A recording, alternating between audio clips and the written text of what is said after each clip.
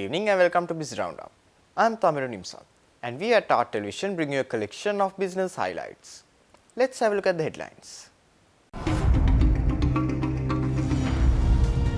US Undersecretary for Trade calls on the President. Central Bank predicts a 3% growth for the economy this year.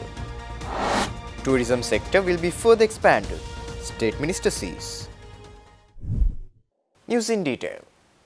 President Ranil Wickremesinghe has underscored the government's commitment to creating a highly competitive, export-oriented economy based on market principles, emphasizing the need for a robust economic framework to drive the nation forward. President Wickremesinghe said this speaking at the International Rotary District Conference 2023-2024 in Colombo recently. President Wickremesinghe highlighted the pivotal role of the people in determining the country's economic trajectory, stressing the importance of embracing competition and market forces.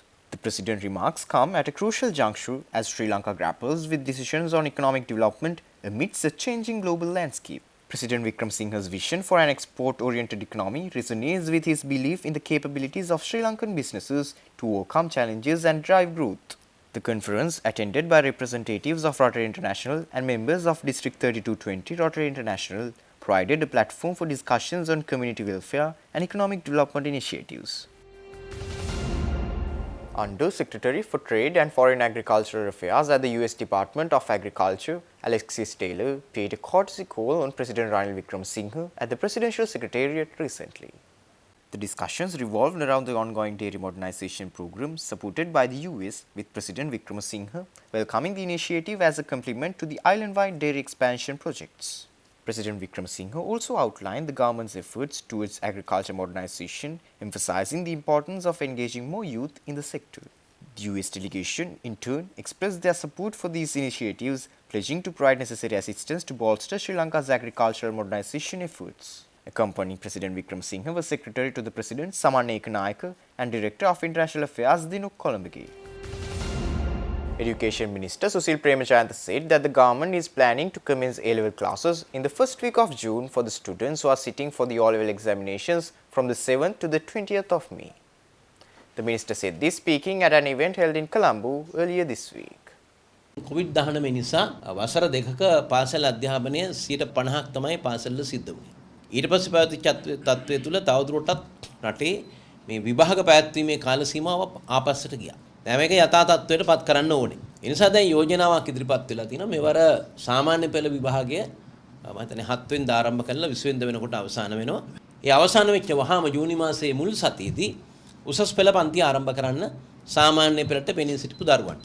ඒක ටිකක් අභියෝගාත්මකයි. මොකද බැචස් දෙකක් මාස කිහිපයක් යනවා උසස් පෙළ. අභියෝග තියෙනවා. අපි ඒවා මැඩපවත්වාගෙන යන්න ඕනේ. එහෙම නැත්නම් දරුවන්ට මාස 4 6 අවුරුද්ද විශ්වවිද්‍යාලයට ඇතුල් වෙන්න බලාගෙන ඉන්න බෑ. ඉතින් මේක හුදෙක්ම මේ අඩාල වෙච්ච කියන්නේ ආපස්සරගේ විභාග යථා තත්ත්වයට ගේන්න පුළුවන් ඊළඟ අවුරුදු දෙක ඇතුළත අපි සාමාන්‍ය පෙළ විභාගය අවසන් වෙච්ච වහම උසස් පෙළ පටන් ගන්නවා. අපි මේ ප්‍රශ්නේ අහුවොත් සාමාන්‍ය පෙළට පෙනී සිටින පාසල් ඉන්න දරුවෝ ලක්ෂ 3කින් විතර මම දන්නවා සියලු දෙනාම කියයි අපි කැමතියි කියලා. දෙමාපියොත් කැමතියි.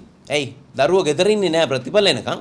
සාමාන්‍ය පෙළ ඉවර වෙච්ච ගමන් උසස් පෙළ පන්තියට පාසලේ තියෙන වාර පරීක්ෂණ දරුවන්ගේ ක්‍රියාකාරකම් එක දරුවොත් දන්නවා ගුරුවරුත් දන්නවා මේ අය සමත් වීම ප්‍රවණතාවය කුමක්ද කියන එක. ඉතින් අපි සාමාන්‍ය පෙළ කරපු ගමන් අයි බලන් හිටියේ නෑ උසස් පෙළ පන්තියට දැම්ම. එහෙම තිබුණා. ඉතින් අපි මේ අවස්ථාවේදී ඒක ක්‍රියාත්මක කළොත් ඒක අවුරුද්දයි කරන්න තියෙන්නේ. එතකොට සම්පූර්ණයෙන්ම ඉස්සරහට ගිහිල්ලා විභාග සහ මේ සියල්ල නියමිත කාලෙදී පවත්වන්න පුළුවන්කම අපිට ලැබෙනවා. Sri Lanka's Purchasing Managers Index for Manufacturing has recorded an index value of 62.5 in March 2024, signalling a notable expansion in manufacturing activities. Meanwhile, Sri Lanka's Purchasing Managers Index for Services indicated a further expansion in services activities in March 2024, with the Business Activity Index recording an index value of 67.7. This data was released by Central Bank last week. All sub-indices, including new orders, production, employment and stock of purchases, expanded on a month-on-month basis, mainly driven by seasonal demand. The food and beverages and textiles and apparel sectors were significant contributors to the increase in new orders and production. Despite a lengthened suppliers' delivery time, Employment and stock of purchases increased in line with new orders and production. Additionally, a decline in price levels was observed during the month. The wholesale and retail trade subsector experienced a significant uptick, while business activities in the financial services subsector continued to grow, supported by accommodative monetary policy. Stay tuned. We will return after this short commercial break.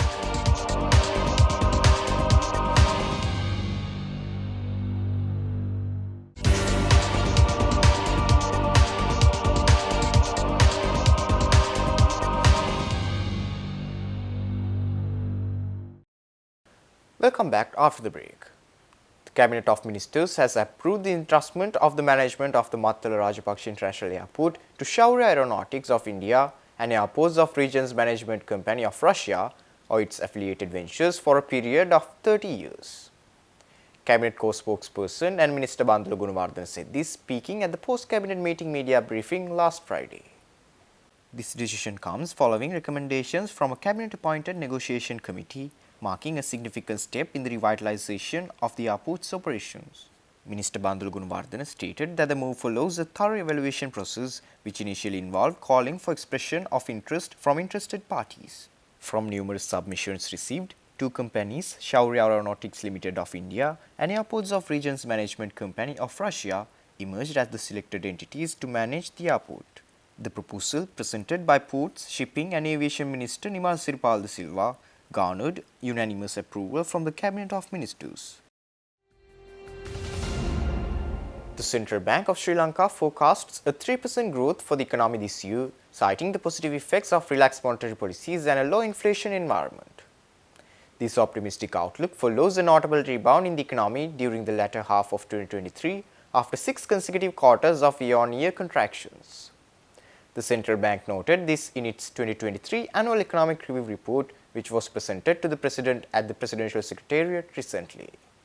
The recovery is expected to gain momentum, fueled by the resurgence of the tourism sector and favorable conditions in the industry and agriculture sectors. Noteworthy factors contributing to this growth include the lifting of import restrictions, declining credit costs, improved agricultural yields, and increased remittances. The CBSL underscores the importance of policy certainty and continuity, emphasizing the need for structural reforms and fiscal sustainability amidst upcoming elections.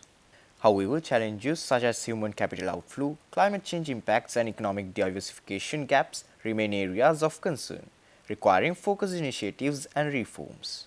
The CBSL's forecast reflects cautious optimism contingent upon the country's adherence to IMF EFF program commitments, debt restructuring, and structural reforms. The United Nations Development Programme and the Colombo Stock Exchange have signed a Memorandum of Understanding to establish a partnership aimed at leveraging Sri Lanka's capital markets for sustainable financing in Colombo recently. This collaboration aims to encourage private sector stewardship and embed sustainability as a crucial element of business strategy in Sri Lanka. Specifically, it seeks to integrate sustainable development goals into business systems and practices, ensuring that business decisions lead to net positive impacts on the SDGs. The MOU was signed by Chairman of the Colombo Stock Exchange, Dilshan Weerasekara, and resident representative of UNDP in Sri Lanka, Azusa Kubota. The signing ceremony was attended by key representatives from both organizations, including CEO of CSC, Rajiva Bandaranayake, and policy specialist and team leader of the Sustainable Growth Team at UNDP in Sri Lanka, Dulani Sirisain. Stay tuned. We will return after this short commercial break.